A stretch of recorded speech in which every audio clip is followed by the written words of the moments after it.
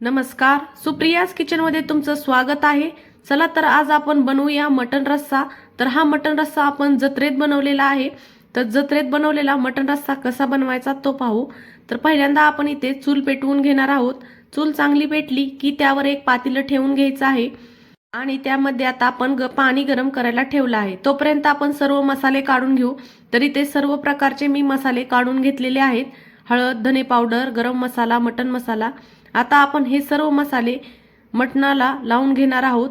सर्व मसाले चांगले मिक्स करून घेऊया आणि ते मटणाला चांगले लावून घ्यायचे आहेत। तर आता बघा हे सर्व मसाले आपण मटणावर सगळे टाकून घेऊया। नंतर आता त्यामध्ये आपण मीठ घालून घेणार आहोत। तर इथे मी मोठ्या मिठाचा वापर केलेला आहे। मोठं मीठ घालून घ्यायचं आहे। नंतर आता त्यामध्ये आपण आलं लसूण, इथे मी फक्त आलं आणि कोथिंबीरची पेस्ट घातलेली आहे। नंतर इथे आपण सुक्कं खोबरं त्यामध्ये घालून घेऊया।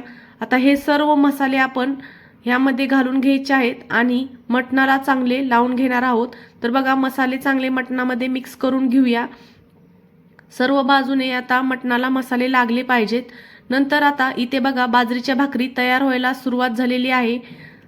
नंतर आता आपण एका पातेल्यामध्ये तेल घालून घ्यायचं आहे आणि तेल घातल्यानंतर त्यामध्ये काही खडे मसाले घालून घेणार आहोत।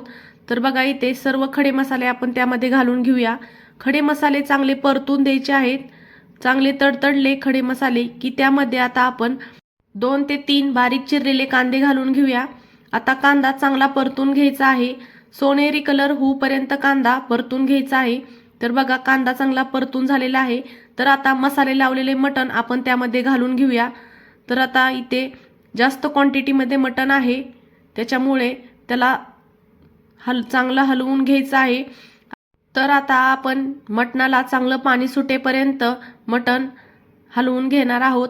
आता त्याला चांगलं पाणी सुटायला सुरुवात झालेली आहे। तर आता त्यावर आपण एक पाटी ठेवूया आणि त्यामध्ये आता आपण पाणी घालून घेणार आहोत। हे पाणी आपण मटणामध्ये नंतर घालून घेणार आहोत, पण पाणी चांगलं गरम होऊ द्यायचं आहे। अशा प्रकारे वरती पाणी ठेवल्याने खाली मटण लागत नाही किंवा कोणता मसाला करपत नाही। तर बघा पाणी गरम झालेलं आहे, ते आता आपण मटणामध्ये घालून घेऊया आणि मटण आता आपण चांगलं शिजू देणार आहोत। चांगले एक दीड तास मटण चांगलं शिजू द्यायचं आहे। बघा मटण आता शिजत आलेलं आहे। आपण चेक करूया मटण शिजलं आहे का। तर बघा इथे अशा प्रकारे आपण मटण शिजले का चेक करणार आहोत। तर आता मटण चांगलं शिजलेलं आहे, त्याला आता आपण झाकून ठेवूया आणि नंतर आता आपण त्यामध्ये लाल तिखट घालून घेणार आहोत। तर हे घरगुती काळा मसाला आपण त्यामध्ये घालून घेतलेला आहे आणि आपला रस्सा चांगला तयार झालेला आहे। अशा प्रकारे जत्रेतील झणझणीत असा मटण रस्सा तयार झालेला आहे।